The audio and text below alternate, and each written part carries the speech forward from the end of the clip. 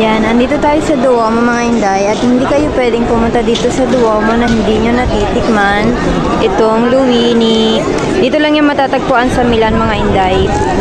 Yan, dito yan. Papasok doon.